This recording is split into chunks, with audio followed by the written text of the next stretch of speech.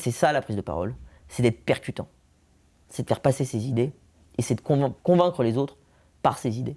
Et là je me souviens très bien, ce grand gars, il arrive, il se met devant tout le monde et c'était un discours mais vraiment incroyable. Les gens te prenaient pour un con avant quand tu disais que tu avais une IA. Presque ils avaient l'impression, tu sais, qu'on était dans Terminator ou dans un film de science-fiction. Et quand ChatGPT arrive, bon bah là il y avait plus de bullshit, tout le monde voulait une IA. Même si ChatGPT peut te mâcher du travail, l'envie de le faire et le courage de le faire, ça c'est plus dur que tout, quoi.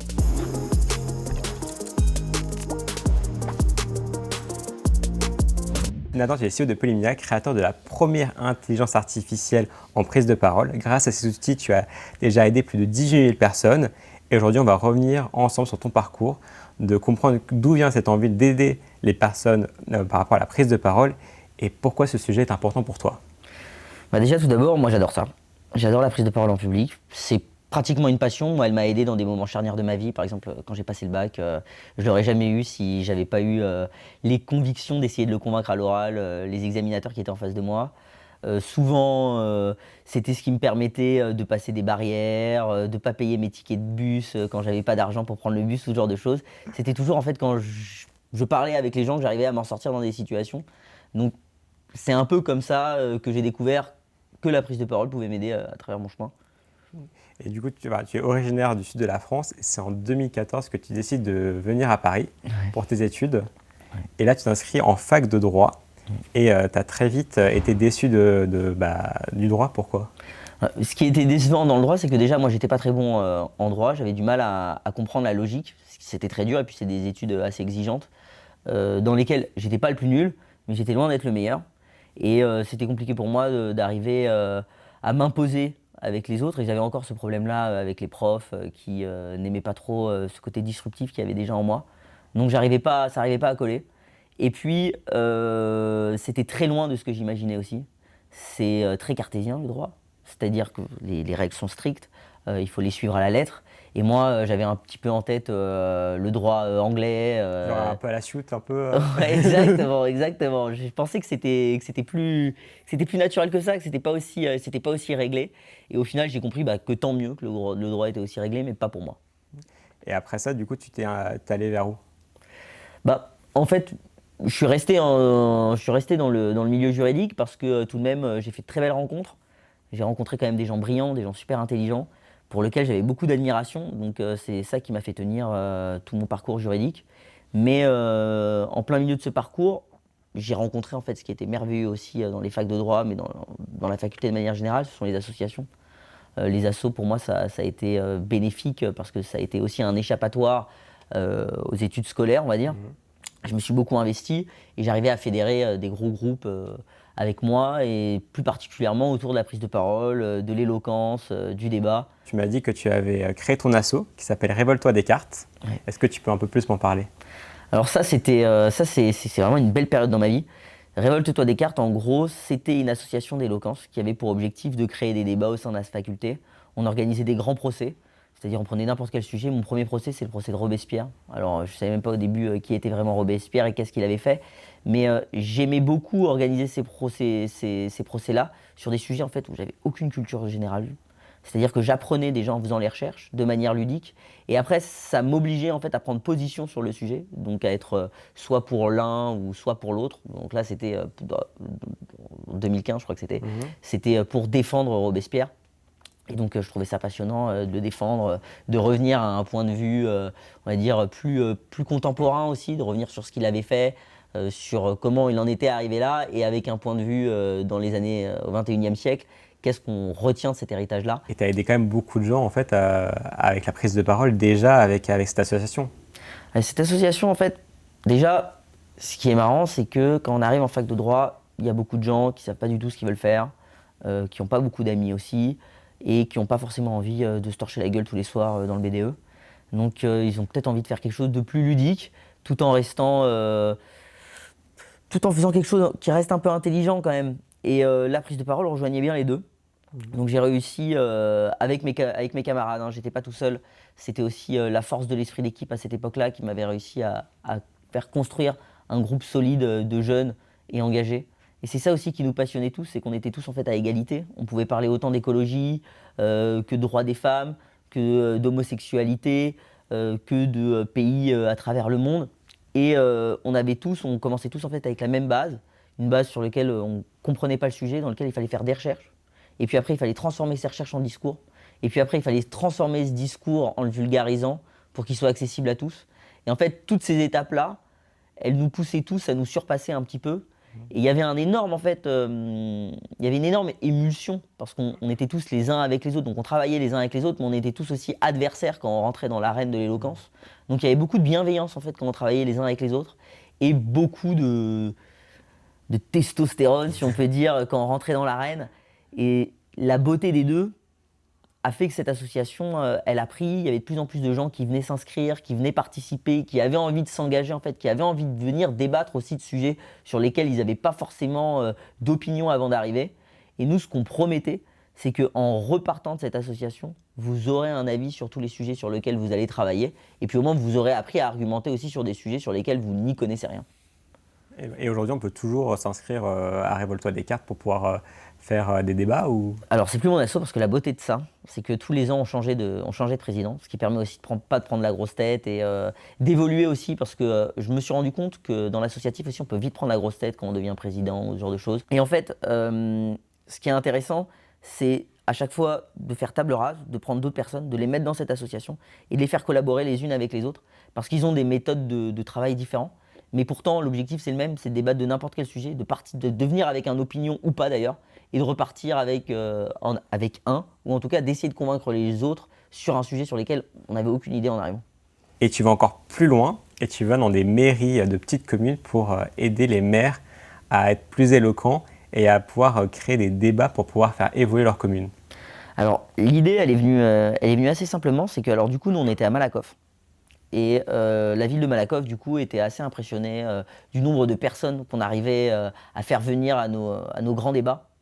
Par exemple, c'était assez fou, hein. Je ne pensais pas que l'éloquence pouvait faire rassembler 500 personnes dans un amphithéâtre, même des gens qui n'étaient pas de la fac. Enfin, c'était assez fou de plaider devant 500 personnes. Déjà, je ne pensais pas que c'était possible. C'était pratiquement du spectacle. Et du coup, les mairies, en fait, elles venaient petit à petit. Et la mairie de Malakoff était la première à être venue, en fait, nous voir dans la faculté.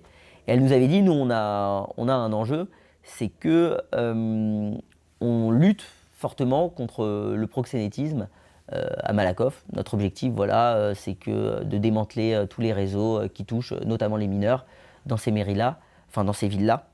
Et ils nous ont demandé si c'était possible pour nous en fait de venir et d'organiser un débat de sensibilisation sur ce sujet. Et vraiment, ça a été le début, puisque après, d'autres mairies nous ont demandé si on pouvait venir organiser un débat. Donc l'organisation de nos débats, elle était simple. On était 4 contre 4, et il y en a 4 qui étaient à la positive et 4 qui étaient à la négative. Et l'objectif, en fait, de ce débat-là, c'est à la fin de faire voter le public. De leur dire, bon voilà, qu'est-ce que vous avez pensé? Est-ce qu'il faut faire évoluer, par exemple, au début c'était très juridique parce qu'on était encore à la fac de droit, donc on leur demandait, est-ce qu'il faut faire évoluer la loi? Comment on la fait évoluer? Quelles sont les choses sur lesquelles vous pensez qu'on devrait plus travailler sur ce qu'on vient de vous dire? Et puis, comme dans le public, tu as de tout, tu as des gens du civil, tu avais des professionnels, tu avais des élus, le débat était vraiment un concentré de ce qu'on peut retrouver dans toutes les villes de France. Et il y avait beaucoup de beauté à ça. Et donc en fait, on l'a multiplié au maximum de villes dans lesquelles on pouvait. Et ce qui nous permettait en fait à chaque fois de prendre des sujets différents et de les traiter avec intelligence, subtilité. Tu es allé encore plus loin, à chaque fois tu vas toujours plus loin. Et tu te retrouves dans les prisons où tu vas aider à la réinsertion des détenus grâce à la prise de parole. Ouais. Comment tu en es arrivé là? Comment tu as pu te dire en fait je vais aller dans les prisons, c'est quand même un cas extrême. Concours de circonstances, comme les mairies, comme l'association prise de parole, comme la fac de droit en fait, comme chaque chose dans mon parcours. Je pense que aussi la vie, c'est d'arriver à tirer le maximum des petites choses qui nous arrivent et d'arriver à chaque fois à prendre ce qu'il y a au mieux. Et en faisant le tour des mairies, je rencontre beaucoup de CEPIP, beaucoup de personnes qui travaillent à la direction interministérielle des prisons d'Île-de-France. Et on me demande si ça m'intéresserait de venir faire des cours d'éloquence en milieu carcéral. Alors moi, franchement, comme mon appétence, c'est d'essayer de donner la parole à tout le monde et d'essayer... Je pars du principe quand même que si vous prenez la parole et que vous êtes capable de vous défendre et que vous êtes capable en fait de dire l'honnêteté avec vos mots, vous êtes capable de vraiment de détruire n'importe quel plafond de verre. Donc je me dis, le milieu carcéral, c'est le milieu parfait pour essayer de tenter ça. Donc je fais ma première prison. C'est à Réau, je me souviens, j'ai 21 ans. Et je pars à Réau. Et j'arrive du coup dans un gros groupe avec une dizaine du coup de personnes sous main de justice. Et au début, les mecs ils sont un peu choqués, ils comprennent pas exactement ce qu'on va faire durant ce cours-là. Et moi je suis encore en mode éloquence, c'est-à-dire on va vous faire un beau discours, faut que vous fassiez, faut que vous rédigiez un truc, et après que vous le lisiez devant tout le monde. Personne veut le faire, personne ne comprend le sens. Ils en ont vraiment rien à foutre. Oui, Vraiment rien à je foutre. vois un mec de 21 ans qui arrive et tout, qui dit je vous apprends un peu la vie, tu vois, genre.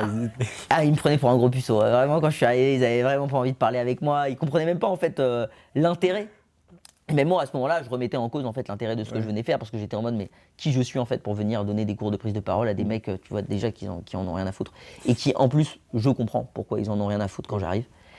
Et puis en fait, on leur demande de faire des exercices assez simples.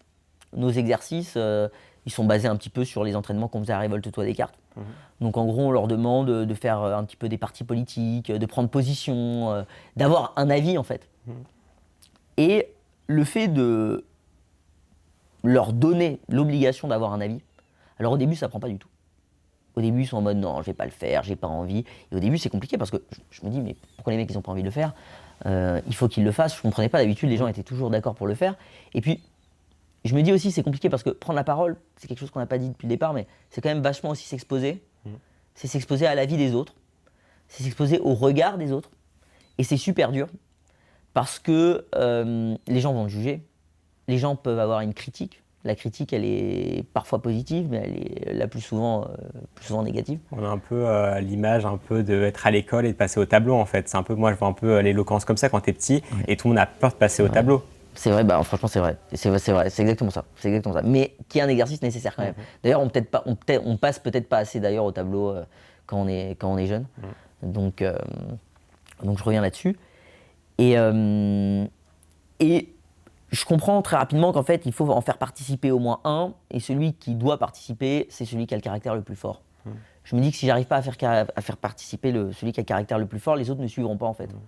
Du coup, pendant toute la séance, j'essaye de faire craquer petit à petit. C'était un grand rebeu avec une grande barbe, je me souviens, il était là, il avait beaucoup de charisme, il parlait fort, il était intelligent. Et je me pose autour de lui, ils étaient d'ailleurs tous intelligents. Et je me pose là au milieu d'eux. Et je leur dis, bon bah écoutez, il va falloir que vous élisiez un président là, dans cette salle, il va falloir que vous choisissiez quelqu'un, et c'est celui en fait qui va porter la voix de toute votre équipe et qui va vous présenter, et après vous allez tous prendre la parole les uns après les autres. Et lui il me dit, tu crois que je vais faire ça Nathan? J'ai pas que ça à foutre, tu me prends pour qui? Moi j'ai 47 ans, je suis pas un enfant, tu veux me donner des cours, ça va pas le faire. Il me dit, pourquoi tu viens là? D'ailleurs tu devrais pas être ici, tu devrais être dehors, tu devrais aller draguer, tu devrais profiter de la vie. Et je lui dis, écoute, il comprend pas en fait pourquoi je suis là. Mais en fait, c'est ce que j'entends dans ta parole, ce qui me choque, c'est qu'ils sont quand même bienveillants envers toi. Ça, c'est quand même des détenus, mais ils sont là à te dire va profiter de la vie, ils sont pas du tout à te menacer ou à. Tu vois ce que je veux dire ou pas?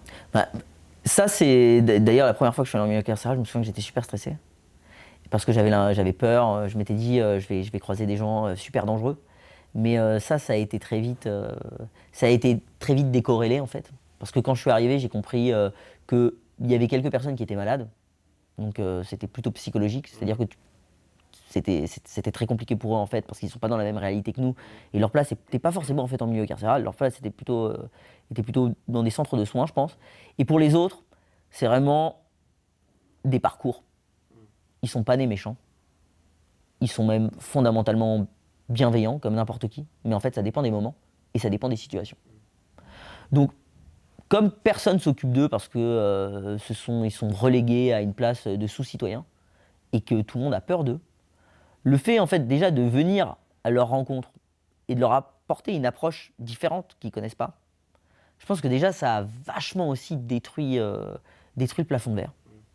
Et du coup, comme j'étais seul avec eux et qu'ils étaient une dizaine, déjà eux aussi en fait ils étaient dans un état de bienveillance parce qu'ils avaient l'impression que c'était plutôt moi qui me mettais en situation de porte-à-faux en fait. C'est plutôt moi qui venais dans une situation d'inconnu. Et donc ils avaient beaucoup de bienveillance, comme quand tu dis à ton enfant, est-ce que tu peux aller acheter le pain là-bas, et tu vas demander à la boulangère, c'est toi qui vas payer. Et là tu apprends à ton enfant à prendre l'initiative et à aller créer le contact avec quelqu'un et de lui parler et même de payer. Et eux, c'était un peu la même chose. Ils se sont dit, ok, il vient, il est dans une démarche où c'est la première fois, il vient pour la première fois en milieu carcéral. Donc c'est à nous aussi à essayer de comprendre ce qu'il fait ici et de rentrer dans le jeu. D'ailleurs, je pense que dans les premières séances, c'est comme ça qu'on est arrivé à créer ces débats-là. C'est parce qu'en fait, c'est parce qu'ils avaient cette idée de bienveillance. Du coup, pour reprendre un peu à ce que tu disais juste avant que je te coupe, c'est t'inquiète. que du coup, tu es allé voir le chef où tu leur as dit, du coup, tu as essayé de voir un peu comment il va prendre la parole en fait. Voilà, celui en tout cas qui, dès le début, avait dit je le ferai pas. Et comme lui avait dit je le fais pas, les 3 quarts des autres aussi, ils n'avaient pas envie de le faire. Ils avaient écouté ce que lui il avait dit. Et du coup, j'y vais et j'essaye de comprendre. Je lui dis, regarde, tu vois, je fais des techniques à 2 balles en plus, tu vois, genre j'essaye, tu vois, de le flatter un peu. Je lui dis, regarde, ça se voit que toi, t'as des choses à dire, t'es intelligent, pourquoi tu prends pas la parole? Vraiment, il me snob, il change de sujet à chaque fois, il a pas envie de le faire. Et je lui dis, mais si tu le fais pas, c'est dommage parce que il y a beaucoup de gens de l'administration pénitentiaire qui vont venir à la fin et qui veulent écouter en fait les travaux qu'on va faire tous ensemble. Et si tu le fais pas, c'est moi que ça va mettre dans la merde. Et t'as raison, ta question a été juste, la bienveillance. Parce que du coup, par bienveillance, Et il l'a fait. les mecs se sont dit, ok, on va le faire. Il est venu, il s'est posé autour de nous, il nous parle d'un truc sur lequel on n'a pas envie de le faire. Mais si le mec est venu et qui nous parle de ça, on va rentrer dans son jeu et on va le faire. Et du coup, on prépare ensemble les discours. Et puis là, entre eux, c'est vachement intéressant. Comme en fait, mais c'est aussi intéressant que dans nos études juridiques, c'était pas plus intéressant que dans nos études juridiques, ça serait faux de le dire, c'est que par contre les mecs débattent. C'est-à-dire que de mettre la balle au centre, de créer un débat, on va dire, avec beaucoup d'innocence, autour d'un sujet sur lequel personne n'est forcément expert, ça crée un gros moment de convivialité, et ça crée aussi un échange un peu fraternel, c'est-à-dire que les gens s'écoutent, parfois ils peuvent un peu se couper la parole, ils peuvent même un peu s'énerver entre eux, mais c'est avec beaucoup de bienveillance. C'est-à-dire qu'ils restent dans le cadre du débat. Et petit à petit, du coup, ils font, toi tu viens du ministère de la Justice, toi tu es le ministère de l'Éducation, toi tu es le ministre du Travail. Et en fait, chacun d'entre eux, avec leur prisme de la société très différente, ont des idées, qu'elles soient bonnes ou qu'elles soient mauvaises. En tout cas, ils avaient tous des idées. Et ils commencent à les rédiger. Un par un. Ils commencent à tous les rédiger. Tac, tac, tac, tac, tac. Les mecs, ils rédigent. Et puis à la fin de la séance, du coup, il y a une dizaine, quinzaine de personnes de l'établissement qui viennent, qui se posent et qui se disent bon voilà, on va regarder le débat, on va voir ce que vous avez fait là pendant 1h30. Et puis du coup ils se lèvent à 5 contre 5 et ils se disent bon on va prendre la parole et on va commencer à débattre. Personne ne voulait le faire. Ils se sont levés, ils étaient tous en mode c'est pas possible, je suis trop stressé, je peux pas le faire, machin, ça sert à rien, j'ai pas envie de le faire, personne n'avait envie de le faire. Et là, du coup, c'était à moi aussi de les galvaniser, de leur donner l'énergie de le faire et la bienveillance aussi de le faire. J'aurais dit non, mais les mecs et tout, c'est le moment, franchement, même pour vous, ça va vous aider, vous allez voir, l'exercice, il n'est pas si dur. Si la direction a demandé à ce que je vienne, c'est parce qu'ils ont envie aussi de vous voir cet exercice. Si c'est vous qui avez été sélectionné, c'est parce qu'ils ont envie de vous voir le faire. Donc franchement, c'est même pas pour moi, c'est aussi pour vous. Et là, je me souviens très bien, ce grand gars, mais vraiment, il était impressionnant. Hein. Il arrive, il se met devant tout le monde, il prend sa feuille, il prend la parole, et c'était un discours, mais vraiment incroyable. Vraiment incroyable. Un discours très sensé, il expliquait qu'il avait fait un bac+7, que ce bac+7 lui avait permis en fait de déjà avoir pris la parole devant beaucoup de monde, et que du coup il se sentait très à l'aise de prendre la parole devant tout le monde, qu'il n'avait pas de problème avec ça, qu'il expliquait que pour lui, que pour changer en fait le monde, il faudrait plus de justice pour les personnes qui ont des parcours de vie difficiles. Et il parle de ce qu'il connaît, il en parle avec son prisme, avec beaucoup de justesse. Et c'est sûrement ce moment-là qui a donné la force aux 9 autres de le faire, les uns après les autres. Parce que comme il avait fait, comme il avait montré le chemin, comme la plupart du temps en fait, je pense que la prise de parole aussi c'est montrer le chemin, en vrai. C'est-à-dire que si toi tu prends la parole, tu t'opposes à quelque chose, ou tu prends position pour quelque chose, et d'une certaine manière, le premier qui prend la parole, c'est celui qui montre l'exemple. Et souvent, c'est pour ça qu'on choisit un délégué au collège, au lycée, ou ce genre de choses. C'est qu'on choisit celui qui prend la parole pour les autres. Et souvent, le premier qui prend la parole, il va donner de la force aux autres de le faire et de ne pas avoir peur de se faire juger par ceux qui écoutent. Et ça, c'est aussi un des biais que j'ai compris à travers le temps. C'est pour ça qu'on choisit un porte-parole dans le gouvernement. C'est pour ça que dans une entreprise, on choisit souvent une personne qui à chaque fois va parler dans les autres entreprises de l'acculturation de la boîte ou ce genre de choses. C'est qu'on a besoin en fait de quelqu'un qui montre l'exemple. Et ce jour-là, c'est lui qui avait montré l'exemple parce que c'était lui le leader. C'est lui qui a décidé qu'en fait s'il allait le faire, les autres aussi allaient le faire et les autres l'ont fait. Et tu as fait ça à peu près pendant combien de temps? T'as fait ça pendant combien de temps? Je continue à le faire encore actuellement. Okay. J'ai commencé en 2021 et puis après en fait tous les mois, on avait de nouvelles formations en milieu carcéral et j'ai fait vraiment tout type d'établissement. Ça c'était vraiment la première, mais après j'ai fait vraiment sur des peines très spécifiques. J'ai fait des personnes qui étaient là pour des violences conjugales, j'ai fait des peines pour des gens qui étaient là sur des agressions sur mineurs, des gens qui étaient là pour terrorisme, des gens qui étaient là, qui étaient jeunes, des jeunes mineurs par exemple, j'ai fait des mineurs, j'ai fait aussi des femmes sous main de justice. Et chacune de ces établissements n'a rien à voir avec les autres. Et c'est ça aussi qui est assez fou, c'est comme ça qu'on se rend compte aussi qu'en fait une prison est un lieu de vie. Parce qu'on se rend compte que chaque établissement a ses codes spécifiques. Et les gens qui vivent à l'intérieur créent l'ambiance à l'intérieur. Là, tu as parlé de cas assez extrêmes au niveau des peines.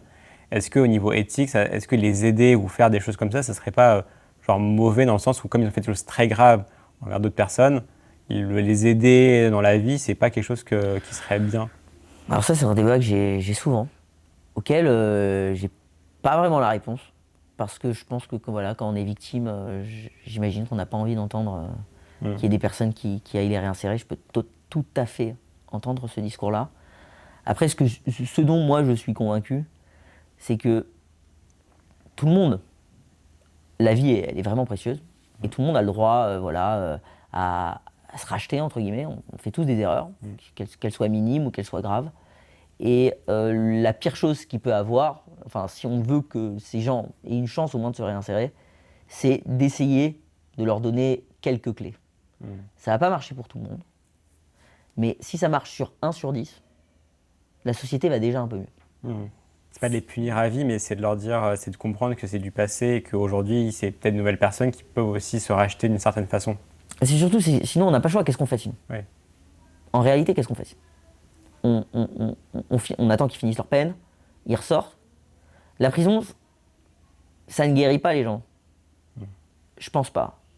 Honnêtement, je vois pas comment tu peux guérir alors que tu es enfermé, tu vois, H24, dans un trou, souvent avec des gens avec qui tu n'as pas choisi de vivre en coloc aussi.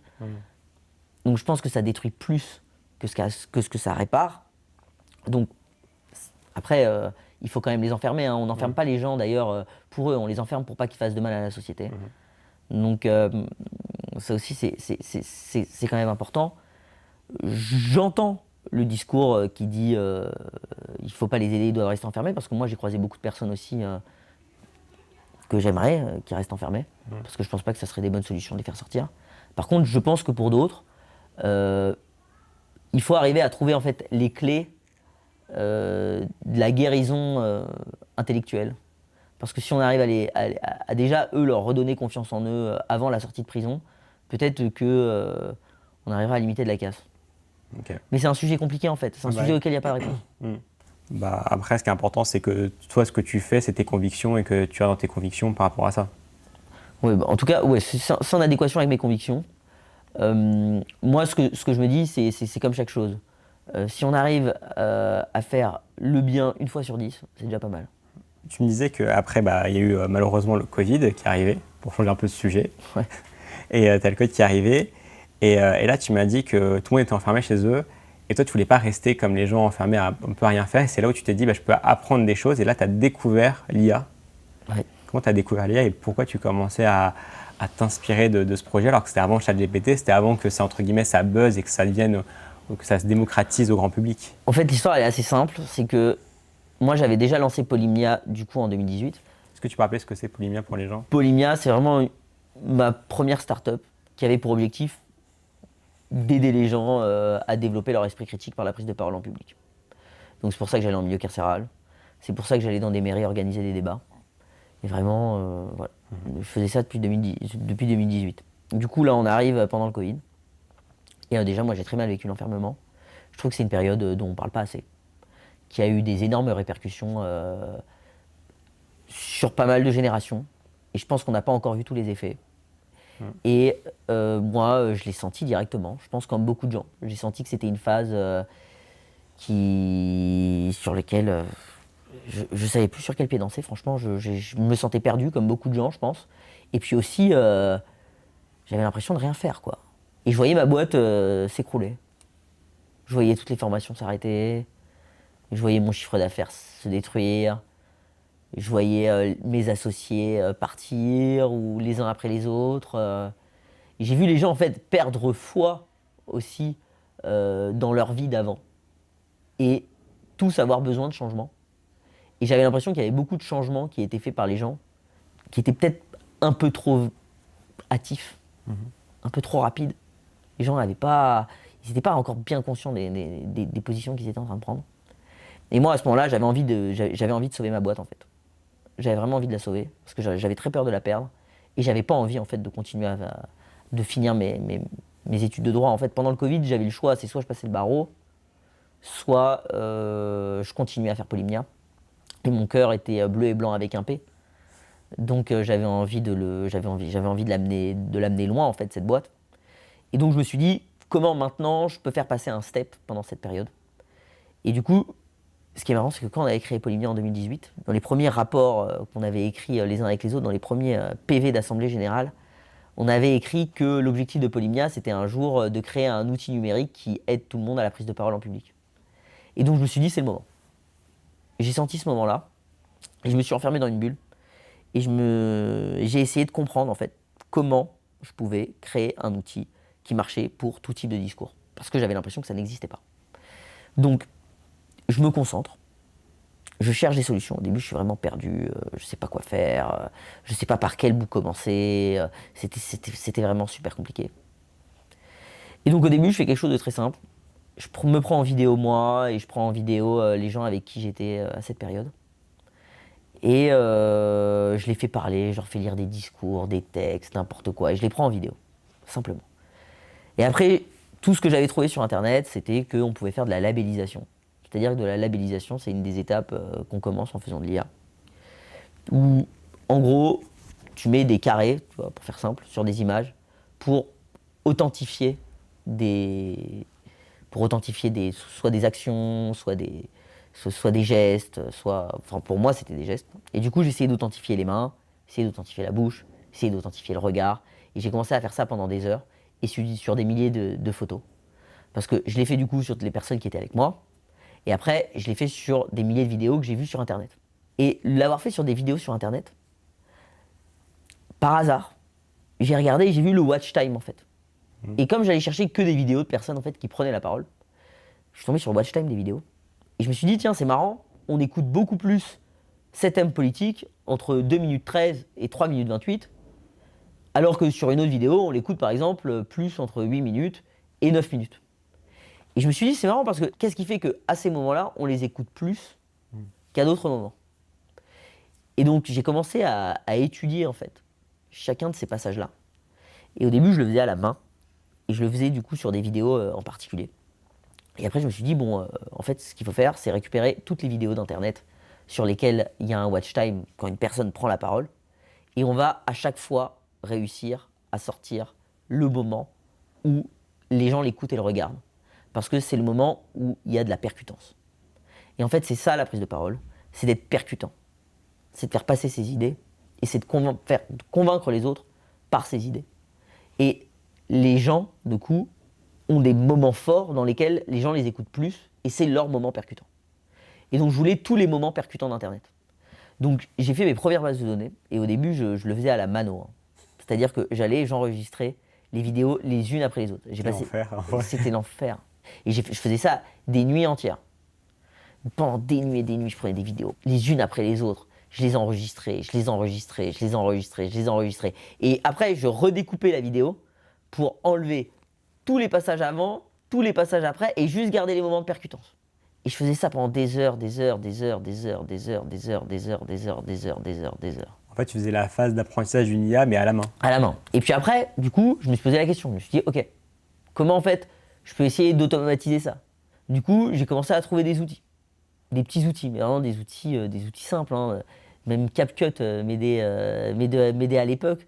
Et je prenais plein de petits outils et je récupérais voilà, tous les moments qui étaient importants, je récupérais toutes les phrases qui étaient essentielles, j'essayais de comprendre en fait les phrases d'introduction qui étaient percutantes, les phrases de conclusion qui étaient percutantes, et puis après, j'ai créé un moteur de recherche.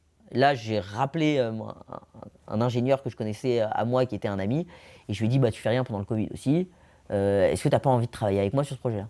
Je lui ai dit, est-ce que tu n'as pas juste envie de m'aider? Je savais que c'était quelqu'un qui se faisait particulièrement chier aussi pendant le Covid. Je le voyais écrire toute la journée sur Facebook, oh là là, j'ai rien à faire, j'en ai marre de regarder des séries. Et je lui ai dit, est-ce que tu peux m'aider? J'ai envie en fait de sortir tous les mots que les gens utilisent sur ces milliers de vidéos que j'ai coupées. Et du coup, on a commencé à se retrouver en fait avec des dictionnaires de mots, de l'oralité. Et on a commencé à essayer de les faire matcher sur des vidéos qui marchaient pas. C'est-à-dire? On allait voir des vidéos où il n'y avait aucun moment de percutance, où il n'y avait aucun moment de watch time. Et on essayait en fait de chercher les mots qui marchaient dans ces discours-là, dans les vidéos qui n'avaient pas marché. Ah oui, genre tu dis un point de comparaison pour voir en fait si jamais tu avais des trucs qui étaient similaires ou s'il n'y avait rien et du coup comment dire? C'est-à-dire qu'on comparait des vidéos qui avaient bien marché et avec des vidéos qui n'avaient pas marché. Et il y a des choses qui sont ressorties. Et à partir du moment où il y a des choses qui sont ressorties, on était super fiers. Par exemple, on remarquait que les verbes d'action, il y avait toujours des verbes d'action dans les moments des discours qui marchaient bien. Les gens étaient focus là-dessus, quoi. C'est-à-dire qu'il y avait des choses, c'était des biens invisibles, c'était des manières de dire les choses pas très... qu'à l'œil nu, en fait, on ne pouvait pas repérer, qu'on a commencé à repérer, et puis en fait, après, on en a fait de la masse. Après, on a récupéré toutes les vidéos de YouTube depuis 2004. On les a mis dans des énormes serveurs. Et on a commencé à faire la même chose. On a fait du traitement de données. Et après, on a fait du traitement de gestuelle. C'est-à-dire que j'ai récupéré les premières vidéos que j'avais labellisées. Et puis, j'ai essayé de les comparer au moment où les personnes avaient de la percutance. Au début, on a commencé sur les vidéos politiques. Donc, on a extrait toutes les vidéos qui étaient des vidéos politiques. Après, on a pris toutes les vidéos marketing. Après, on a pris toutes les vidéos de journalistes en radio. Après, on a pris toutes les vidéos de journalistes à la télé. Puis après, on a cherché aussi les vidéos de youtubeurs. C'est-à-dire les youtubeurs qui étaient face cam au début. Et on a remarqué que ce qui marchait le mieux, c'était tous les moments où les youtubeurs étaient dans leur proposition commerciale. C'est là qu'ils avaient le plus changement de voix, que leurs intonations variaient le plus, que leur gestuelle était la plus forte. Et du coup, ça a été un grand micmac. Et puis à partir de là, en fait, après, on les a classés. On a fait des classements de ce qui était le plus utilisé, de ce qui était le moins utilisé, de ce que les gens écoutaient le plus, de ce que les gens écoutaient le moins. Et puis, on a commencé à essayer de créer une notation là-dessus. Et ça a été pratiquement ce qui avait de plus dur, parce que notre objectif, c'était pas, quand quelqu'un passe à l'oral, de lui dire, voilà, tu as 7 notes, tu vaux 7 notes, et puis ça aurait pas été personnalisé, donc ça aurait été pas en adéquation avec les valeurs de ce qu'on essayait de créer. Nous, ce qu'on voulait, c'est que l'IA soit personnalisée un maximum. Je vais mettre une note, comme tu disais, dire ça c'est bien, ça c'est pas bien, et c'est binaire, quoi, c'est 0 ou 1, quoi. Voilà, exactement. On voulait pas ça. Et ça, au début, c'était la première version, était un petit peu comme ça, elle était un peu binaire. Et le fait, en fait, de faire quelque chose de binaire, ça marchait pas. C'est-à-dire qu'elle n'était pas juste. Elle n'arrivait pas à corriger les gens avec justesse. Du coup, ce qu'on a fait, c'est qu'on a enlevé les notations. On a enlevé entièrement la note. Et on est parti plutôt sur des corrélations entre les trois aspects. C'est-à-dire, ce qu'on s'est dit, c'est qu'il faut qu'il y ait la gestuelle avec le fond d'un discours, avec l'intonation d'un discours. Et c'est quand on a commencé à relier les trois ensemble, et c'était 3 bases de données différentes, en fait, on les a découpées en 3 bases de données différentes. Et quand on a commencé à faire matcher ces 3 bases de données les unes avec les autres, on a compris qu'elles commençaient à marcher sur n'importe quel type de discours. Voilà. Et là, on a commencé à avoir des notes de plus en plus justes et de plus en plus individualisées et personnalisées. Et la suite? La suite elle est longue parce que ça, c'était vraiment la toute première version. La toute première version, on l'avait sortie sur une application téléphone qui s'appelait Grand O. C'était une application gratuite qui avait pour objectif en fait d'aider les élèves pour le grand oral du bac. Et ça, c'est une histoire de fou. Parce que quand j'ai vu le grand oral du bac arriver, je me suis dit enfin une épreuve autour de l'oralité qui touche les plus jeunes. Je me suis dit, s'il y a une épreuve de l'oralité qui touche les plus jeunes, ça veut dire que ce que je fais depuis 2 ans, ça a un sens. Tu vois, j'ai commencé en 2018, en 2020, il y a le grand oral du bac. Je me dis, il y a un sens. Je me dis, je fais pas ça pour rien, et je suis dans l'air du temps en fait. Donc je me dis, il va falloir aider tous ces jeunes à faire un discours. Je sors la première version de cette IA, gratuite sur téléphone, pour tous les élèves pour le bac. Au début, j'ai aucun utilisateur. Personne ne sait que ça existe. Tout le monde s'en fout. Par contre, ma chance, c'est que le grand oral du bac, comme c'est la première version, tout le monde en a peur. Tu te retrouves un peu confronté comme en prison, quoi. C'est que les gens s'en foutent et il faut que tu arrives à les donner envie de cliquer, de télécharger l'application, Ouais, quoi. exactement. Et là, par contre, c'est plus simple qu'en prison. Parce qu'en fait, c'est la première année d'évaluation. On est en plein milieu du Covid. Et personne, mais vraiment personne, ne comprend rien aux critères. Ni les profs, ni les élèves, ni les parents d'élèves. Donc c'est un stress monumental. Parce que le bac, ça reste l'épreuve qui stresse tout le monde. Ça reste un point de passage de l'ère adolescent à l'ère adulte, entre guillemets. Donc tout le monde est galvanisé par ce truc-là. Donc je me lance sur TikTok. Et je me dis... et pourtant, franchement, je te dis, je faisais vraiment de la merde. Hein. Vraiment, j'étais pas un expert. J'imagine. Et TikTok, c'est dur. Franchement, c'est dur. Les réseaux sociaux, c'est super dur. Et je me dis, en plus, quand tu essayes d'amener du contenu, tu vois, qui est pas trop bullshit, c'est d'autant plus dur. C'est pour ça que j'ai beaucoup de respect pour les personnes qui ont réussi à faire marcher leur business sur TikTok en essayant d'amener vraiment de la plus-value aux gens, parce que c'est super dur. Et moi, je trouve un concept tout con. C'est que une vidéo de la trend, moi, entre guillemets, qui danse derrière, et du contenu brut écrit dessus. J'en fais 1, j'en fais 2, j'en fais 3, j'en fais 4, j'en fais 5, j'en fais 6, j'en fais vraiment un masse. Il n'y a rien qui marche, je suis à 10 vues, 15 vues, 30 vues. Mais en fait, je comprends que comme chaque chose, si tu continues, si tu t'obstines, si tu n'abandonnes jamais, si tu as la volonté de le faire, les stats augmentent. Et en fait, tac, tac, tac, tac, tac, tac, tac, tac, tac, tac, tac, tac, je passe à 5 vues, à 100, à 100, à 500, à 500, à 1000, à 1000, à 10 000, à 10 000, à 100 000. Et ça commence à être pas mal. Le grand oral du bac, à cette époque, il est en avril, à peu près mars-avril, dans mes souvenirs. Et moi, j'ai commencé fort en janvier et j'ai fini genre de faire l'IA en septembre-octobre, en gros. Enfin, la première version de l'IA. Du coup, de septembre-octobre à janvier, je réfléchis à ce que je dois faire. En tout cas, au début, j'allais chercher de l'argent. Donc, j'allais voir directement des boîtes et j'essayais de leur vendre le produit, même s'il n'était pas totalement finalisé. Et ça marchait un petit peu, mais pas trop. Et j'arrive du coup en janvier et je fais du TikTok, du TikTok, du TikTok, du TikTok, du TikTok, du TikTok, du TikTok, du TikTok. Et là, je fais une vidéo, une semaine avant le grand oral du bac. 1,5 million de vues. Elle pète. Vraiment, elle pète. Elle marche bien et il y a beaucoup de gens qui viennent sur l'application. Énormément de gens. Je crois qu'en une nuit, je fais venir genre 25 000 personnes. Ah, c'est énorme. C'est énorme. Vraiment, c'est énorme. Il y a 25 000 personnes qui se ramènent sur notre application qui s'appelle Grand O. Et sur les 25 000, il y en a peut-être 8, 9 000 qui utilisent l'IA et qui se prennent avec leur téléphone comme ça et qui font leur discours pour le grand oral du bac. Et ça a été une ressource de dingue parce qu'on a énormément appris. On a découvert beaucoup de choses, vraiment beaucoup de choses. On a découvert comment aider les gens avec une IA, tu vois, les aider à se structurer.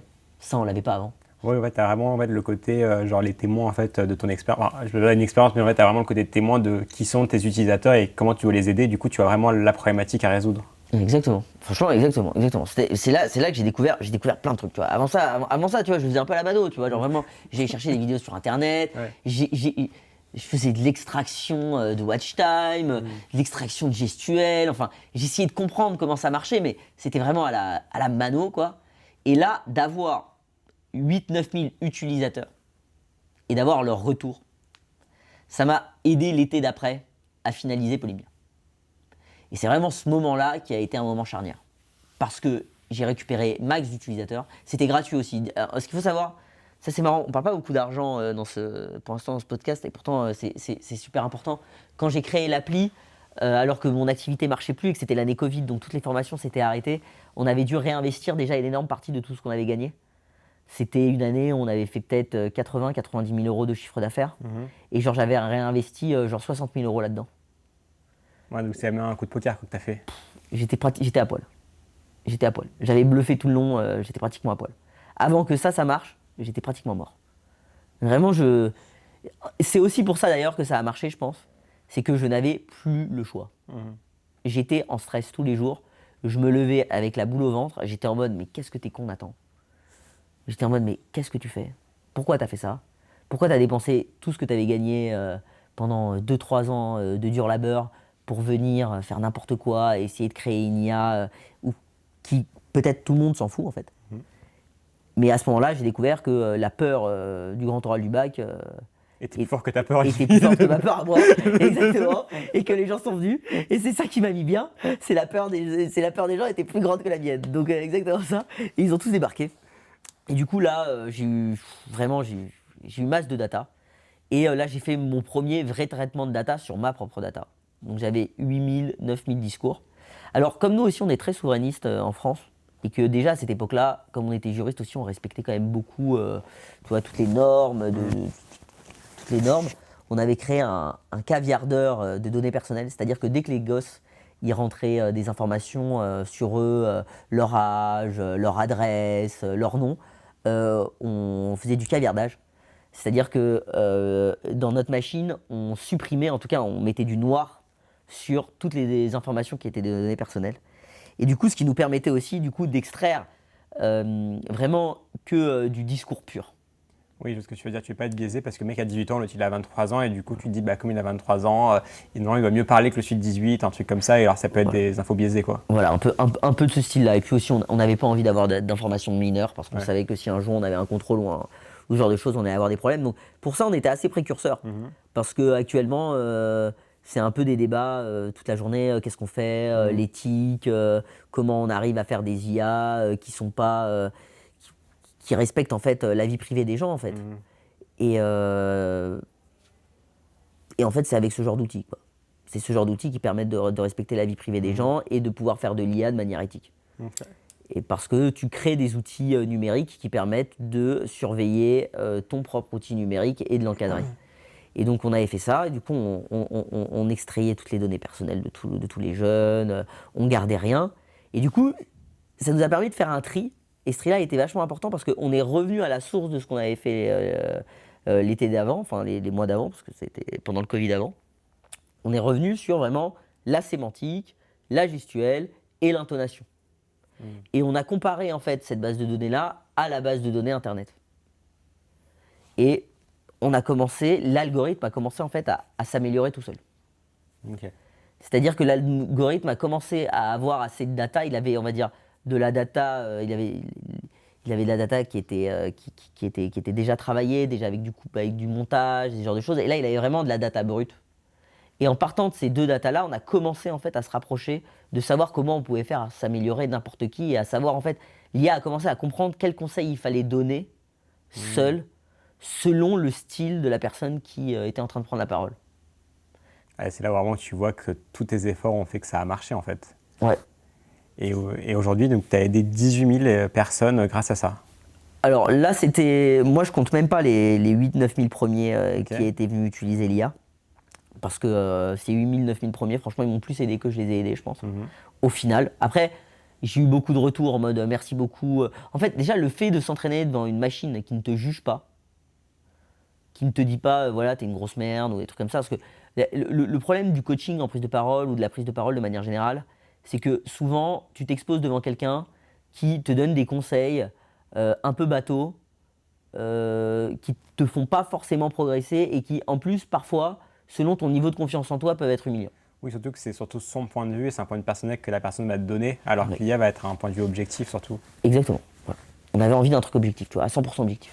Parce que aussi, tu vois, j'estimais que j'étais un bon coach en prise de parole, entre guillemets, que j'accompagnais bien les gens, mais j'avais pas toujours la réponse aussi, tu vois. Franchement, c'est trop subjectif. Donc c'est difficile d'être objectif. Bah oui, normal. Donc j'arrivais pas à accompagner à chaque fois tout le monde de la manière parfaite, surtout s'il n'y a pas un accompagnement sur plusieurs mois. Et les gens n'ont pas que ça souvent à faire que d'investir des milliers d'euros dans une formation mois après mois pour être coaché par quelqu'un à la prise de parole. Les gens n'ont ni les moyens ni le temps de le faire.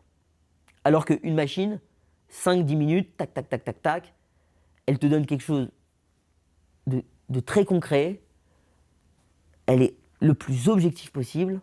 Elle te dit, voilà, là, tu as été trop rapide, là, tu n'as pas été assez rapide, là, il faut que tu ailles plus vite, là, tu vas pas assez vite, là, ta gestuelle, elle est pourrie, là, tu bouges pas, là, tu souris pas assez, là, les mots que tu utilises, ils sont pas assez percutants, ta phrase d'introduction, elle est pourrie, ta conclusion, elle est bonne, continue à le mettre en avant. Mais au moins, c'est rapide, c'est efficace, tu es tout seul devant ton ordinateur et tu peux progresser à ton rythme. Et quand tu veux. C'est très situationnel, en fait, la prise de parole aussi. Tu en as besoin tous les jours dans ta vie, dans les dialogues dans lesquels, par exemple, on est en train, comme on est en train d'avoir là. Mais il y a des moments, en fait, elle est essentielle. Et parfois, l'entraînement, c'est 5 minutes avant de prendre la parole. Tu vas pas appeler un coach ou 5 minutes avant de prendre la parole en public. T'as pas le temps. Par contre, tu peux ouvrir ton ordinateur et le faire 5 minutes avant. Tu corriges vite fait, tac tac, tu dis ok, bon bah là j'ai pas été assez percutant, là je parle pas assez vite, là mes mots c'est pas les bons mots, mon langage il est trop châtié, je fais pas de silence, je me pose jamais. Et en fait c'est juste quelques ajustements. Après, du coup, Polymnia, tu as décidé de créer Polycube, Ouais. qui est au départ un incubateur à start-up, Ouais. mais qui se passe pas vraiment en incubateur. Ça, Non, c'est plus c'est pas un ce que je- incubateur à IA aujourd'hui, je pense. Ouais, c'est un startup studio d'IA maintenant. Bah, en fait c'est que bon, l'histoire de Polymnia elle est vaste. C'est que autour de ça après, je suis allé chercher les clients. Et ça, c'est super dur. Franchement, c'est le b.a.-ba de l'entrepreneuriat, je crois. Il faut être un bon commercial et un bon. Est-ce que là, par exemple, le fait d'être un bon orateur, ça t'a aidé? Ah, mais bien sûr. Ah, mais bien sûr. Et à 100% d'ailleurs. Je pense que je ne dois que ça à la tchatcha. Ouais. Vraiment. Mais d'ailleurs, je pense que toutes les personnes qui vendent quelque chose, c'est la tchatcha. Ah ouais, moi, je le vois tout de suite quand tu es au collège ou au lycée, tu vois là quand la chat, tu te dis, ah, eux, ils vont y arriver parce que eux, juste en chattant, ils peuvent réussir à avoir ce qu'ils veulent, quoi. Et ben, c'est exactement ça. C'est exactement ça. Et bah, être un bon commercial, c'est ça. De toute façon, les meilleurs commerciaux, c'est des gens qui ont la tchatch de ouf, qui viennent. Mais c'est pas que de la tchatch, c'est aussi, tu vois, genre l'expression, tu vois, orale, tu vois, la gestuelle, le sourire. Ouais, la prestance. Ouais, tu vois, genre c'est un tout, quoi. Et non, du coup, je fais Polymnia et après, pendant un long moment, franchement, je suis en mode prospection à fond. Je fais des rendez-vous tous les jours, toute la journée. Je dois dormir 3-4 heures par nuit, genre max, vraiment grand maximum. Et tous les jours, j'essaye de faire connaître ma solution et de la vendre. Et ça marche. Vraiment, ça marche. Ça marche parce qu'il y a des cas d'usage partout. Tout le monde a besoin d'une IA à la correction, à la prise de parole. Que ce soit des cadres dirigeants, des hommes politiques, jusqu'aux primo-arrivants. Donc j'arrive à la vendre un petit peu partout, à me faire un bon panel de clients. Et je me dis, c'est con, parce qu'entre-temps, il y a ChatGPT qui arrive, on est en 2020. Et là, c'est un énorme changement, c'est un game changer de ouf. D'ailleurs, ça m'a aussi aidé à vendre Polymnia parce qu'en en fait, en France, il n'y avait pas. Les gens te prenaient pour un con avant quand tu disais que tu avais une IA. Presque, ils avaient l'impression, tu sais, qu'on était dans Terminator ou dans un film de science-fiction. Ils étaient en mode, mais l'IA, Ouais, c'est du bullshit, dépassé. quoi. Ouais, c'est du bullshit, ça n'existe pas. Et quand ChatGPT arrive, bon, bah là, il n'y avait plus de bullshit. Tout le monde voulait une IA. Tout le monde était en mode, surtout, qui est capable de nous parler d'IA, qui a déjà fait du traitement de data, qui a déjà travaillé sur des données, qui a déjà extrait de la donnée, qui a déjà créé des systèmes neuronaux en partant de données. Et du coup, bah, nous, on était là. Et on était en plus là avec une IA plutôt cool, entre guillemets, parce que les autres IA qui existaient, c'était des IA, c'était pas des IA physiques. C'est-à-dire que la mienne, elle était physique, c'est-à-dire qu'on pouvait, elle était visuellement regardable et c'était une des premières en fait, même avant ChatGPT d'une certaine manière, qui dialoguait avec toi parce qu'elle te donnait un constat. Elle échangeait avec toi. Et avant ChatGPT, et c'est ça le grand génie de ChatGPT, c'est que ça a été fait sous forme de chatbot, donc ça a été sous forme de dialogue, et ça a été déclassé. C'est ça qui a fait que ChatGPT, je pense, a tout explosé, c'est qu'on a pu discuter avec le plus grand moteur de recherche de données de tous les temps. Oui, on a Internet directement en dialogue, quoi. Exactement. Et qui te le trie en plus avant ça, quoi. Qui te le trie, qui est capable de trouver n'importe quoi, et qui en plus te donne qui t'harmonise ce que tu cherches avec le point de vue dans lequel enfin, elle donne un sens en plus à ta recherche à ta recherche d'informations. C'est ça qui est assez fou, c'est qu'elle y donne du sens. Et du coup, moi, je vois ce constat-là, je vois que tout le monde cherche des IA, et surtout, je comprends qu'il y a des dizaines et des dizaines et des dizaines de business qui vont commencer à se lancer. Et surtout, j'ai compris comment on pouvait créer des business là-dessus. Parce que du coup, je crée un ou deux petits business, moi, autour de ChatGPT. Des petits business rapides, efficaces, des outils qui te permettent de filtrer le nombre de ressources que tu vas utiliser le matin dans ta boulangerie, des petits chatbots qui te permettent en fait de savoir à quelle heure ton bus va passer, ou alors à quelle heure la cantine est ouverte dans ton village, ou des trucs comme ça. Je commence à comprendre que moi qui suis né dans les années 90, j'avais pas encore eu en fait un outil qui permette à tous de créer de la valeur qui se monnaie. Et je me dis, bon, moi seul, je saurais expliquer à des gens comment le faire, mais j'ai pas toutes les idées. Aussi peut-être les compétences aussi, d'avoir des gens qui sont comme ton pote ingénieur, qui a les compétences pour t'aider à créer quelque chose. Avec ChatGPT, ce qui est très fort, c'est que tu n'as pas besoin tant que ça d'un ingénieur. Hein. Oui, parce qu'il peut être ton ingénieur. Parce qu'il est ton ingénieur. C'est un super assistant. C'est le truc, t'apprends à coder, quoi. Oui. Enfin, si j'avais eu ça 2 ans avant, Paulinia... T'aurais gagné beaucoup de temps. J'aurais peut-être même fait tout seul, tu vois. Genre, c'était fou. Donc là, le truc te donne des conseils, t'explique comment... Enfin, le truc t'apprend à coder, le truc te donne des conseils sur ta vie perso, enfin, c'est fou, quoi. Et surtout, je me dis, tout le monde a des idées, quoi. Les gens viennent me voir, ils me disent, tu crois qu'avec ChatGPT, je peux créer un coach en développement perso? Est-ce que tu crois que moi, avec ChatGPT, je peux créer un outil pour m'aider dans l'e-commerce? Est-ce que moi, tu crois qu'avec ChatGPT, je peux traduire automatiquement, par exemple, tous mes discours dans d'autres langues?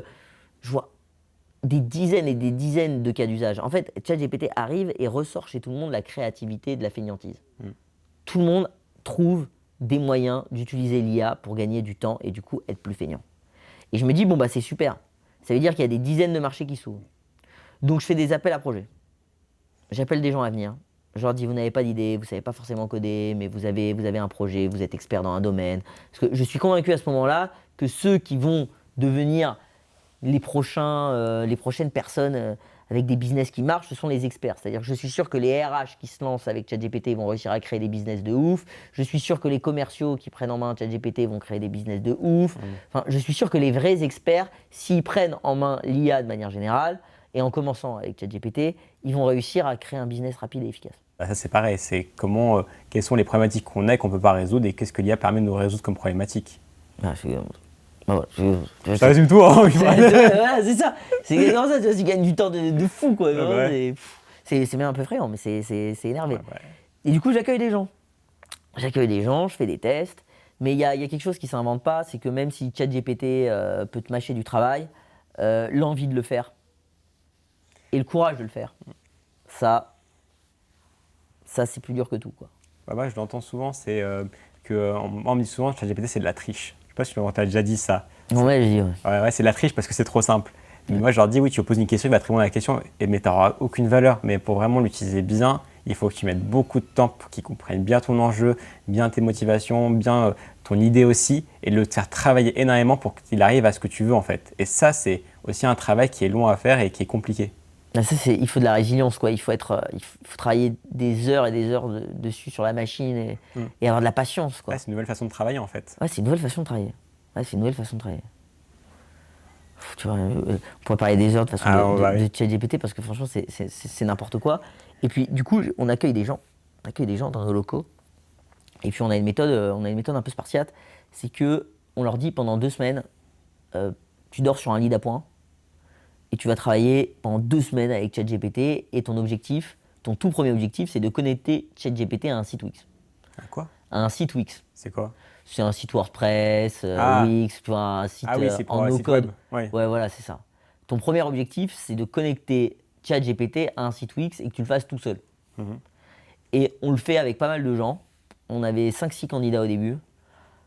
Tu vois, t'en as 4-5, très rapidement, ils veulent partir en vacances, ils n'ont pas envie de travailler, quoi. Ils auraient voulu que ça se fasse très rapidement en une dizaine de jours. Ils ont l'envie d'être libres et l'envie d'être entrepreneurs, mais ils n'ont pas vraiment envie de travailler.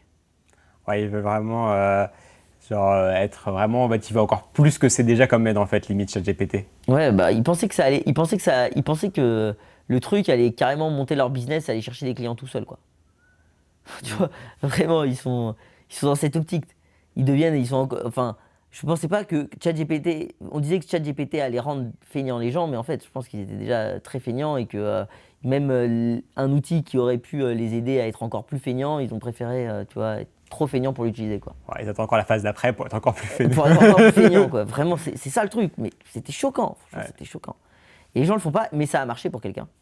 Il y a quelqu'un qui est venu, qui avait un site d'e-commerce, qui voulait lancer un site d'e-commerce et qui avait envie d'aller chercher, de faire une veille concurrentielle sur Internet de tous les concurrents en fait, de ce que lui il vendait sur sa marketplace. Et du coup, d'utiliser ChatGPT pour aller faire une veille générale de tous les outils, de tous les concurrents de ce que lui il vendait de ce que lui il vendait. Et il a réussi à le faire. Et il est arrivé. Et maintenant, il gagne entre 800 et 1200 euros par mois juste avec sa boutique et avec ChatGPT sur son site, quoi. Ah bah. Mais c'était 1 sur 6. Les autres n'ont pas réussi. Donc nous, ça nous a foutu le seum, quoi. Franchement, nous, ça nous a foutu le seum parce qu'on avait passé quand même beaucoup de temps, beaucoup d'énergie. Et puis, on avait envie que des gens arrivent à faire comme nous. C'est-à-dire, t'as pas grand-chose au début, t'es en galère, mais l'IA peut aussi t'aider à changer ta vie parce que c'est simple à utiliser. C'est plus simple à utiliser que toutes les autres technologies que tu as connues jusqu'à maintenant. Et puis, c'était un peu notre game changer. C'est-à-dire que nous, on n'a pas eu la télécommunication, nous, on n'a pas eu Internet, les cryptos, c'était pas vraiment... Pour certains, ça l'a été, mais ça n'a pas été non plus un business d'équité pour tout le monde. Oui, la crypto, pour moi, c'est une grosse part de chance, en vrai. Il y a beaucoup de chance. Je pense qu'il y a eu beaucoup de chance. Il y a des gens qui n'ont pas eu que de la chance. Il y a des gens qui sont brillants aussi dans le domaine. J'en ai rencontré quelques-uns. Je pense que le ratio, quand on parle un peu autour de toi, tu vois plus de gens qui ont mis j'ai mis au bon moment et j'ai de la chance que plus j'ai travaillé dessus pour vraiment réussir. Ouais. Quoi. Il y a beaucoup de gens qui ont beaucoup plus perdu d'ailleurs. C'est pour ça qu'il y en a qui se sont enrichis d'ailleurs aussi.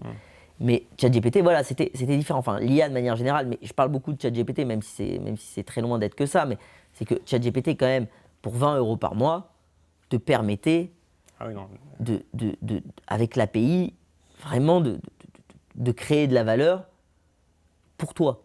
Tu vois, en plus, c'est écrit dans leur mention légale. Tu peux utiliser ChatGPT en ne disant pas que tu utilisais ChatGPT. Ouais, c'est un open source qui est dingue. C'est une folie, quoi. On n'a jamais eu ça. On n'a jamais eu un tel changement. Ah oui, pour moi, le changement d'an, c'était Internet et on était trop jeunes pour l'avoir connu vraiment. Et pour moi, c'est la deuxième phase après Internet au niveau du changement du monde. Je suis entièrement d'accord avec toi. En fait, c'est une synthèse de tout ce que Internet a fait pendant des années. Ils l'ont structuré et puis ils en ont fait un outil qui répond à ton besoin. Pour moi, c'est un énorme moteur de recherche, même plus que ça, et qui t'aiguille. Ouais, c'est le nouveau Google, c'est le Google intelligent, quoi. Ouais, voilà. C'est le Google intelligent. Vraiment, c'est le Google intelligent. Et du coup, on disait que Polycube, tu as créé d'autres IA, du coup. Oui. Et est-ce que tu peux en parler un peu ? On a commencé à faire n'importe quoi, là. On a commencé à faire n'importe quoi. Nous, on a commencé à faire n'importe quoi. C'est que vraiment, on s'est dit, OK, le jeu, là, il est illimité. Donc, on va en créer le maximum, quoi. On a créé plein de trucs qui marchaient pas, hein. Vraiment, mais plein de trucs qui marchaient pas. On a créé, tu vois, genre au début on a voulu faire de l'image comme les autres, donc on créait des images, c'était pourri. Après on a essayé de créer des personnages qui parlent en automatique, avec qui tu peux dialoguer, c'était pas ouf. On a essayé de créer vraiment masse de trucs. Mais avec un ami à moi qui avait créé Good Legal, qui est une IA juridique qui a massacré les facs de droit, hein. Vraiment, première année, même chose un peu que Polymnia. Euh, alors ça te parlera pas, mais les fiches d'arrêt, c'est l'exercice qui était le plus fait en fac de droit. C'est un exercice insupportable. Tu prends un cas et tu prends une affaire juridique et tu essayes d'en comprendre son sens, en gros. Et lui, il te faisait un truc qui te le rédigeait automatiquement, quoi. Tu Ouais. rentres dedans ta fiche d'arrêt, bam, automatiquement, elle te donne le sens, elle te la rédige. Et lui, il y a eu plus de 250 000 fiches d'arrêt qui ont été faites les 2 premières années, quoi. Bah oui. Tous les étudiants, ils y allaient, ils balançaient leur fiche d'arrêt, bam, elle était faite automatiquement. Et en plus, la moyenne d'un étudiant en master, c'est peut-être entre 15 et 40 fiches d'arrêt par semaine. Donc c'était, Il y a un temps de dingue, quoi. tu te faisais massacrer, quoi. Mais du coup, tu vois, genre, moi, je le voyais souvent, c'est qu'aujourd'hui, là, on voit que c'est, entre guillemets, trop simple, du coup, par rapport aux études, parce qu'ils t'apprennent la base, mais ChatGPT te donne toute cette base-là. Comment genre, tu fais par exemple la fac de droit, comment tu ferais maintenant, aujourd'hui, genre, en fac de droit, pour éviter que ChatGPT fausse, le travail des gens? Alors, je pense pas que ça le fausse, parce que, d'une certaine manière, même si ça te le rédige, comme la réponse est bonne, en plus elle cite ses sources, enfin voilà. Enfin, après, il faut aller l'utiliser pour se donner un avis, pour se donner un avis, mais elle te dit pas n'importe quoi. Je pense que déjà, c'est une autre manière d'apprendre. Voilà. Je pense que ça te fait gagner du temps sur d'autres sujets. Et puis, je pense aussi que de toute façon, dans les études aussi, il y a beaucoup de travail. Enfin, personne ne faisait des fiches d'arrêt quand il devenait avocat ou juriste après, en fait. Donc, c'était juste un exercice qui était redondant, qui avait objectif de former effectivement à la réflexion juridique, mais je suis pas sûr. Enfin, ce qui est triste, c'est pour les L1 et les L2 qui l'utilisent en masse, parce que je pense que s'ils l'utilisent en masse, le jour où ils vont arriver devant leur partiel, ça va être bien plus compliqué pour eux. Oui. Et donc, c'est vrai que c'est un peu triste, mais après, c'est le marché. Voilà. Donc, après, moi, je pense que tout se disrupte petit à petit, et ma mentalité, elle est assez simple. C'est si tu le fais pas, les autres le feront. Oui. Tout le monde a accès à ça, maintenant, il faut que tu t'adaptes. Donc voilà. Donc je pense que ça fera pas de mal non plus aux universités de droit, et ce genre de choses aussi, d'adapter ces régimes qui étaient ancestrales. Peut-être qu'ils pourraient d'ailleurs aussi faire plus d'exercices à l'oral, tu vois, à la fac de droit. S'il n'y avait pas notre assaut d'éloquence, personne n'aurait jamais parlé, tu vois. Donc c'est quand même plus de travail d'équipe. Peut-être aussi, tu vois, en fait, les études sup, ça devrait être aussi une formation pour le monde d'après, le monde professionnel. Et le monde professionnel, ce n'est pratiquement que du travail d'équipe. Tu discutes avec des gens, tu te coordonnes avec des gens, vous vous aidez sur des missions, vous vous répartissez le travail. Et ça, c'est des choses sur lesquelles aucune faculté ne forme. Bon, bah ça, c'est des choses sur lesquelles, bon, bah, maintenant que les facultés ont un peu plus de temps, peut-être qu'elles devraient, voilà, se pencher là-dessus aussi. Peut-être que aussi elles devraient penser à organiser des systèmes de notation différents. Peut-être que il y a des notations qui pourraient être faites sur la réflexion personnelle de l'étudiant et pas que sur de la répétition. Alors je parle pas que pour la fac de droit, mais nous on l'a fait, enfin mon collègue l'a fait sur la fac de droit, mais là des IA qui disruptent des systèmes scolaires, il y en a plein. Là, tu vas en école d'ingénieur, enfin, il y a des élèves qui apprennent bien mieux qu'avec leurs profs, avec GPT. Ouais, faut que en fait, aujourd'hui, on est dans une ère où on va dire, l'éducation doit s'adapter par rapport à ça, en fait, et pas le refuser. Bah, il faut qu'il l'utilise. Je pense qu'il faut qu'il l'utilise. Je pense que, en fait, maintenant, et je pense que depuis un moment, en fait, maintenant, c'est l'esprit critique de la personne en face qui compte. Puis aussi, même, tu vois, genre quand on est dans le monde après, tu vois, le monde éducatif, tu vois, il a du retard, il comprend plus rien. Mais ça fait bien longtemps. Les gens ne recrutent plus vraiment aussi bon, à part quand tu as fait vraiment des grandes écoles, il y a des grandes boîtes qui ne veulent recruter que des grandes écoles, et ça, c'est l'élite, dans toute sa splendeur, et ça a toujours été comme ça, et ça sera toujours comme ça. Mais pour tous les autres qui sont la majorité, en fait, les gens ne te recrutent pas par rapport à tes notes ou par rapport à ce que tu as fait à l'école, mais par rapport à tes compétences, à tes soft skills, tu vois. C'est ça qui fait ta différence, tu vois, genre sur le marché du travail. Comme tu disais tout à l'heure, bah, ta manière dont tu avais la tchatch, tu vois, genre au lycée et au collège, et bah, c'est cette même tchatch-là qui va te permettre en fait de trouver un taf plus facilement en sortant d'études. Bien sûr. Bon, en tout cas, Nathan, merci pour cette interview. On a parlé beaucoup de choses. On a parlé presque plus d'1 heure. Ah ouais? Ouais, ça passait vite, hein. Ouais, de ouf. Et on a un peu, à la fois, on est un peu dans d'autres sujets, mais d'actualité, mais qui sont hyper intéressants. Et je pense qu'on va se retrouver pour une autre vidéo pour parler plus de sujets en particulier parce que c'est hyper intéressant. Et j'espère que ça t'a plu. Ah, c'était super, merci Antoine. Et ton IA Polymia est en description de la vidéo. Si les gens veulent pouvoir l'utiliser, l'essayer, parce que je pense qu'il y en a qui ne la connaissent pas non plus et que c'est encore une niche en fait, et que je pense que ça peut aider beaucoup de gens. Et souhaiter plein de bonnes choses pour la suite. Merci Antoine.